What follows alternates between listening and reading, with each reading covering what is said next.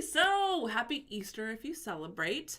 Happy April Fool's Day. This is not a joke video, even though I know that we tend to play a lot of pranks on April 1st. You know, we're like rubber banding the sink to make it spray on everybody, or like, what is that, saran wrapping the toilet seat and watching people just make a horrible mess, I guess. I don't know. There are horrible funny things that are just, I guess they're like kind of more funny than horrible because it's really not that big of a deal. Harmless pranks. But I was thinking, what is the origin of April Fool's Day? Why do we play this game? Why do we do these little pranks on each other? So I actually wanted to read to you guys from history.com a little bit about April Fool's Day, because I was like, what is this all about? Why do we do this? So I found it somewhat interesting, and so let's head on over and read it. So, on this day in 1700, English pranksters began popularizing the annual tradition of April Fool's Day by playing practical jokes on each other. This we know. So, although the day, also called All Fool's Day, has been celebrated for several centuries by different cultures, its exact origin remains a mystery. Well, so some historians speculate that April Fool's Day dates back to 1582, when France switched from the Julian calendar to the Gregorian calendar, also called for by the Council of Trent in 1563. So I believe the Julian calendar was the moon cycles. If I'm wrong, you can correct me. People who were slow to get the news or failed to recognize that the start of the new year had moved to January 1st and continued to celebrate it during the last week of March through April 1st became the butt of jokes and hoaxes. So they originally started this to make fun of people for not jumping on the bandwagon. Sounds kind of crappy, doesn't it? These pranks included having paper fish placed on their backs and being referred to as Poisson d'Avril, April fish. And it was said to symbolize the young, easily caught fish and a gullible person. So you like, I guess if you're, kind of innocent to things, or you still kind of keeping some old ways, I guess they would consider us gullible. Finally, I wanted to read one little part that was kind of interesting. Historians have also linked April Fool's Day to the festivals such as Hilaria, which was celebrated in ancient Rome at the end of March and involved people dressing up in disguises. How funny is that? It's almost like a Halloween thing. There's also speculation that April Fool's Day was tied to the vernal equinox, hello spring, first day of spring in the northern hemisphere, when Mother Nature fooled people with changing and unpredictable weather. I'm gonna stop there because, for Pete's sake, you guys, I just got back from Arizona not that long ago. It was sunny and beautiful, and it was snowing here. It was snowing. And on top of that, we've had rain off and on, like, for a few days, and it's just been crummy weather. And then finally today it's sunny, so yay! But it's just really funny that, it's like some of it's the weather, and it's like, yeah, it is the weather. But spring usually does bring some rain, but I'm really excited for it to be spring. I'm excited to see all the daffodils. I'm excited for everything to just start becoming better weather, more flowers, fresher air, ideally. I'm just ready for it. So I don't know about you guys, but my trip to Arizona was really, really good. Coming back to the crummy weather was kind of meh, but now it's getting better. So there's a little history, bouncing right back there. There's a little history on what April Fool's Day is about. So history.com, and it was like this day in history. So yeah, I don't take credit for any of that. I just wanted to share it with you guys because I thought it was interesting. And now let's move along to what we're actually here for. We're going to finish up March's subject now, and we're moving into April because it's April 1st. So I have no April Fool's pranks for you guys. None.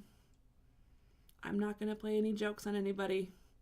But if you do and you have a really good one that you did, share with me, because I love seeing the April Fool's jokes. I just don't want to be the butt of it, and I also don't want to, put a practical joke on anybody, because that kind of sucks sometimes if you're the victim of it. All right. Seriously, moving along now. Mookieite Jasper. Did you guys connect with your Mookieite Jasper, and how was it? What did you get? Did you decide not to work with your Mookieite Jasper and work on another subject? I'm really curious to hear from you guys. Let me know in the comments below. I will share with you guys some of my journey with Mookieite Jasper. So mine, as you can see, is really red and white. It's marbled with a lot of red and white through it. And I feel that the colors of the Mookieite jasper are really significant into the vibration that it holds, because color is also a vibration. So I felt some similar connections with the red jasper, and I can leave the link here for that journey in the Learning and Working with Crystal series. I felt some similarities between this one and that one because they both are a jasper of red coloring. So that is how it was working with me as far as just the red jasper. You can go to that one if you want to, if you already have, thank you. But let me get into my journey with the Mookieite jasper. I am bringing back my Learning and Working with Crystals journal, because this is where I keep my essentially personal crystal dictionary. I almost messed that word up. So, into my journey. The first thing I saw was this piece of like lava coming out of a volcano. I'm talking so fast. I get so excited to share with you guys that I obviously kind of trip over myself. So, piece of lava shooting out of a volcano, goes up, touches the sky, freezes, and comes down, and it lands on a sandy beach, which is where I met it. And so the first thing that was very present to me with that is it is a crystal of fire and air. It's a very strong fire element, just like our regular red jasper was, and it's also a stronger air element. And I think that's probably due to the white coloring in it, but this is just my speculation. I'm really just curious how you guys felt working with yours. From there, I met up with one of my guides, and we just kind of had a chit chat, and he was letting me know how to work with the Mookieite jasper. And he said, jasper is our teacher. It shows us how to walk the earth with calm clarity and to step assured and be bold in the face of what frightens us. It is our sister in harmony with our path. It walks with us steady in wisdom and gives us courage. She teaches us to walk with sure footing and to follow the path of the heart with the mind. And that, to me, I'm just going to interject here, made a lot of sense, because to me, I represent air as a mental element, working with the mind, working with the thoughts. So, she shows us to be steady and to walk in strength and in peace with our true calling. And what that really meant to me is that you accept your true calling and you walk with it with peace and like love in your heart, and you just walk it steady because you know you're at peace with it. So you're living at peace within yourself. She is the courage when we feel without.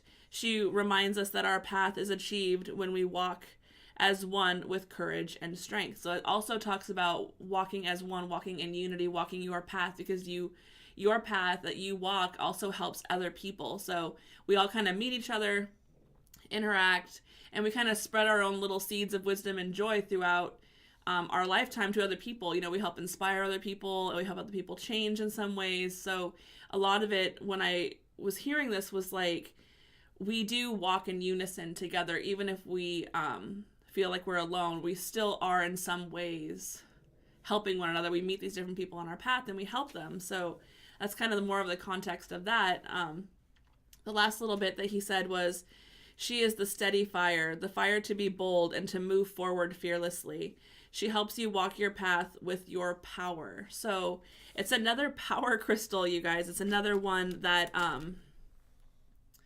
is really helpful for you to have some steady grounding, to have your passion and your fire, and to just be at peace with your path and what it is that you want to do, and just help you live your life truly from what you want and what it is that you feel passionate about, because that's really, you know, what we're here to express. Everyone comes to this planet with unique gifts. So when you express who you are and you express your unique gifts, you are kind of walking in your true path. You're walking in your sure-footedness, and you're comfortable with who you are and what it is that you like and what it is that you do, because you're kind of living in your own truth. So that was the messages that I got from the Mookieite jasper. It was really, really beautiful. And even as I hold it, I just feel the steady wave of grounding, and it just feels like a companion that you can just walk side by side with. That is just, it's a little bit of your strength, and just someone that you can like rely on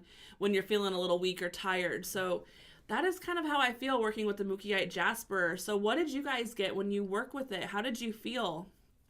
I'm really curious to hear what messages you got, what information that you got, and how it works with you. I really love this one.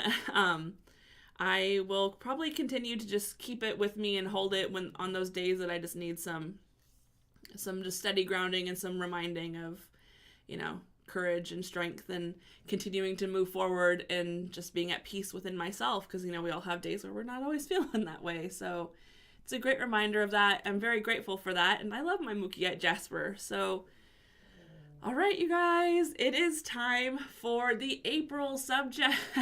Yay! I'm just so happy spring is here. I don't know. I actually spent like the spring equinox, like our vernal equinox at, out of Africa in Camp Verde, playing with all the animals, which to me is very spring as well. The animals are coming out and the birds are chirping again. It was a lot of fun. So I've been putting some pictures up on Instagram of that stuff and on Facebook and so on and so forth. So I will put more pictures up soon. I just have to pick the ones that I feel are the most like spectacular to share. So anyway, back to the subject. I'm getting like sidetracked because I'm just so excited right now. All right. April subject, like the jazz hands. So April subject, you guys, creativity and self-expression, which I feel is kind of perfectly fitting after working with the Mookieite Jasper and walking in our path. So self-expression and creativity. I'm really excited for this month, you guys. I have not been as creatively inspired as I used to be. I used to make jewelry. I used to paint a lot. I used to color a lot. So for me, I'm really excited this month. It's another excuse to get back into creative self-expression. And for me, that's usually arts, but it can be whatever you want. So this first week, you guys, the subject is, how do I express my creative side? So what do you do to express your creative side? Do you wear funky, fun clothing to express your creative side? Are you artistic? Do you like to do the painting and the drawing, like in coloring, like I do? What do you do to express your creative side? That is this week's topic. So what is it that you do to express the creativity within you? Express the creativity within you this week and just allow it to be. Don't have any preconceived notions on what it should be. Just let your mind expand. And what creative things do you want to express within you? What of your creativity do you want to express? Because we all have a creative side, and it's really healthy to express that side. And last but not least, you guys, the crystal of the month, I only have a couple little ones, but I want to get a bigger one, so hopefully I can find one, is tangerine quartz.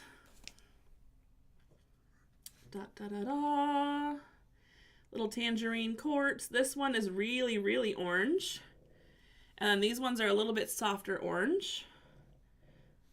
But tangerine quartz. This is our crystal this month.